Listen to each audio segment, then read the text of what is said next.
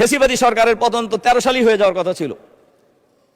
তদানীন্তন বিরোধী দলীয় নেত্রী বেগম খালেদা জিয়া, আমাদের সবার মনে থাকার কথা, এই সংসদে আমরা যারা আছি, মাননীয় স্পিকার আপনারও মনে আছে নিশ্চয়ই, মার্চ ফর ডেমোক্রেসির কর্মসূচি ছিল ঢাকায় 29শে ডিসেম্বর।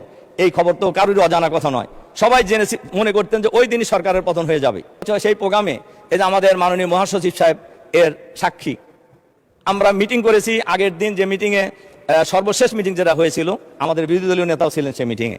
এরপরে আমাদের যে মাননীয় মন্ত্রী, আমাদের পরিবেশ মন্ত্রীও ছিলেন, মহাসচিব তো ছিলেনই, গুলশানের একটা বাসায়, সেখানে ব্যাপক পরিকল্পনা নেওয়া হয়েছিল। সারা বাংলাদেশ থেকে লক্ষ লক্ষ লোক সেদিন ঢাকায় এসেছিলেন এবং ওই দিনই সবাই ধারণা করে নিয়েছিলেন আজকে সরকারের পতন হয়ে যাবে।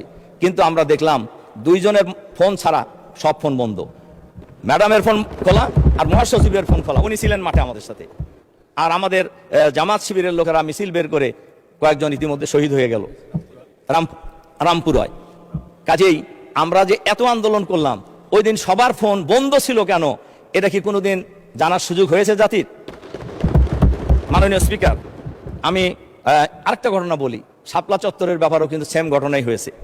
শাপলা চত্বরের দিন ম্যাডাম বিরোধী দলীয় নেত্রী হিসেবে সবাইকে মাঠে নামার জন্য আহ্বান জানিয়েছিলেন, কিন্তু আসলে কি কেউ নামছিলেন? সেখানে আমাদের অনেক লোক শহীদ হয়েছে, আমাদের আলেম ওলামারা শহীদ হয়েছেন, কিন্তু ওই দিনও একটা সুযোগ সরকার পতনের কিন্তু ছিল, কিন্তু আমরা কিন্তু সেই কাজটা আসলে করতে পারি নাই।